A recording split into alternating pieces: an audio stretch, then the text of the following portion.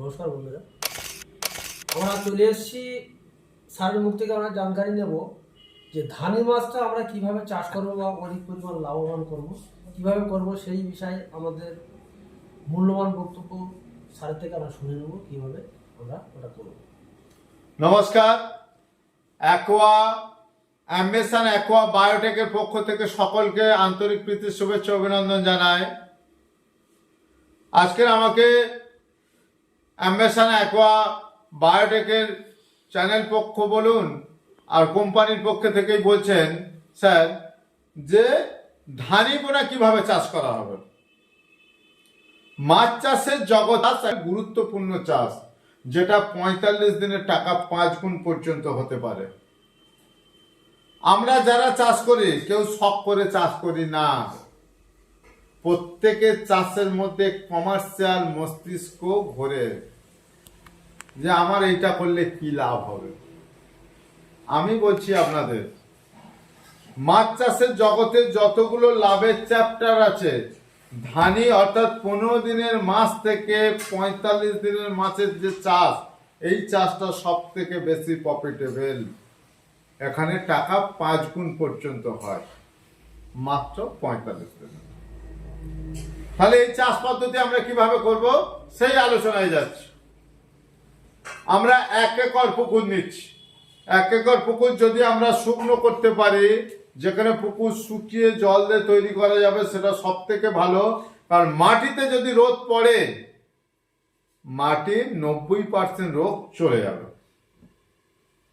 সূর্যের আলো এমন একটা ব্যাপার আছে, সূর্যের আলো যদি গাছে পড়ে তবে গাছ বাঁচবে, সূর্যের আলো যদি পুকুরে পড়ে তবে পুকুর সুস্থ সবল হবে, সূর্যের আলো যদি প্রাণীর গায়ে পড়ে তবে প্রাণী সচল হবে। তাহলে পুকুরটা যদি শুকনো হয়, পাকে রোদ খাওয়ানো যায়, সেটা সব থেকে ভালো। তাহলে পুকুর শুকনো হলে রোদ খাওয়াবেন, তারপরে সেখানে জল দেন। ৫ থেকে ৬ ফুট হলে খুব ভালো, না হলে ৪ ফুট দিতে হবে। কারণ এটা তো গরমের দিকে চাষ। বৈশাখ জ্যৈষ্ঠ মাসে অনেক সময় এত গরম পড়ে যে ২ ফুট জল এসে গেলে জল গরম হয়ে মাছ মরা শুরু হয়ে যায়। তাই আপনারা চেষ্টা করবেন জল যখন পাবেন, যদি ৫ ফুট ৬ ফুট জল দিতে পারেন, সেটা সব থেকে ভালো। পার বিঘাতে বা পার একরে ৩ কুইন্টাল মোয়াখল দিন। পার বিঘর হলে ১ কুইন্টাল, পার একর হলে ৩ কুইন্টাল মোয়াখল দিন। ১০ থেকে ১২ দিন পচবে পুকুরটা, কিচ্ছু দেবেন না। ১০ থেকে ১২ দিন পরে চুন দিন।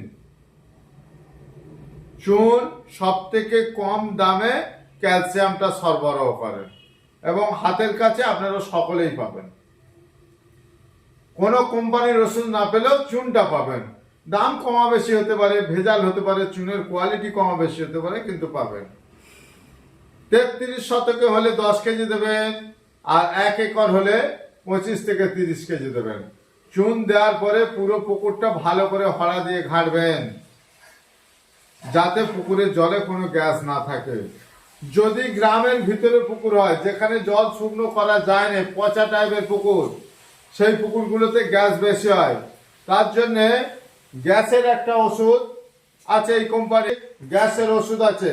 সেই গ্যাসের ওষুধটা আমি আপনাদের একটু দেখাই। ৫ লিটার ধরেন, এই ৫ লিটার গ্যাসোনিল ১ একর জায়গার জন্য এটা দেবেন। যে পুকুরগুলো পচা পুকুর, গ্রামের ভিতরের পুকুর, যেখানে গ্যাস সহজে নির্মূল করা যায় না, সেখানে এটা দিন, গ্যাস চলে যাবে। গ্যাস চলে যাবে। তাহলে গ্যাস চলে গেল, জল রেডি হলো, চুন দেওয়া হয়ে গেছে। এইবার আমরা সেখানে মাছ ছাড়বো। কত মাছ ছাড়বো? ৪৫ দিনের চাষের জন্য আমরা মাছ ছাড়বো পার বিঘাতে ৩ থেকে ৪ কেজি, পার একরে ১০ থেকে ১২ কেজি। কিরকম সাইজ মাছ? ১৫ দিনের যে মাছ, অর্থাৎ হাতের যে গাঁট, এই গাঁটের মধ্যে মাছ। কি মাছ ছাড়বো? যে কোনো ধানি ছাড়তে পারেন। রুই, মৃগেল, কাঁকড়া হতে পারে, বাটা হতে পারে, সিলভার হতে পারে, গ্লাস কাপ হতে পারে, আমুক কাপ হতে পারে। যে যে চাষটা করবেন সেই পরিমাণই ওটা দেবেন। সিলভার হলে আর একটু কম দিতে পারেন, কারণ সিলভারের গ্রোথটা অনেক বেশি তাড়াতাড়ি আসে। মাছ ছাড়া হলো, জল রেডি হলো। মাছ ছাড়ার পরে যেহেতু আমার পুকুর রেডি হয়ে আছে, প্রথম 1 সপ্তাহ কিচ্ছু খেতে দিতে হবে না।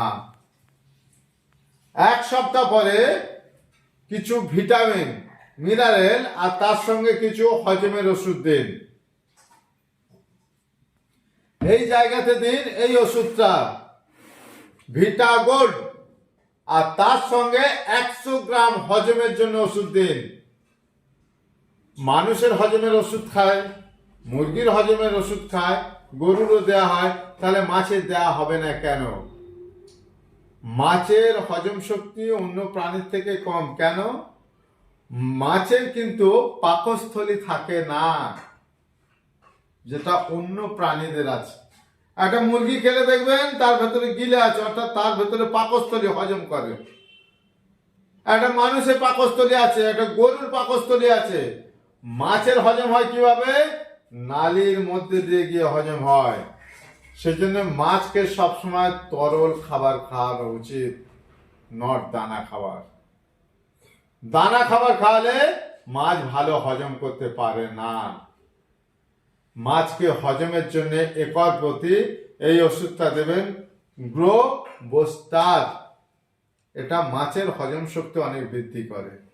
মাছ যদি খেয়ে তাড়াতাড়ি হজম করে পায়খানা করতে পারে, তবে তাড়াতাড়ি গ্রোথ হবে, তার বেশি বেশি খাবে। এই খাবারটা দেবেন মাছ ছাড়ার 15 দিনের পরে। যে মাছ ছাড়বেন তার 7 থেকে 8 দিন পরে। আর ওই পুকুরে কি খাবার দেবেন? যদি সম্ভব হয় বাদাম খোল দেবেন। যদি দেখা যায় যে পাওয়া যাচ্ছে না, শুটকি মাছের গুঁড়ো দিতে পারেন, বস্তায় করে বেঁধে লাঠিতে করে।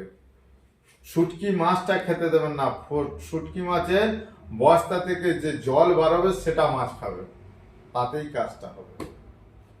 কেউ যদি মনে করেন আমি আরো ভালো কাজ চাই, সয়াবিন দানার ডাস্ট সব থেকে হাই প্রোটিন খাবার।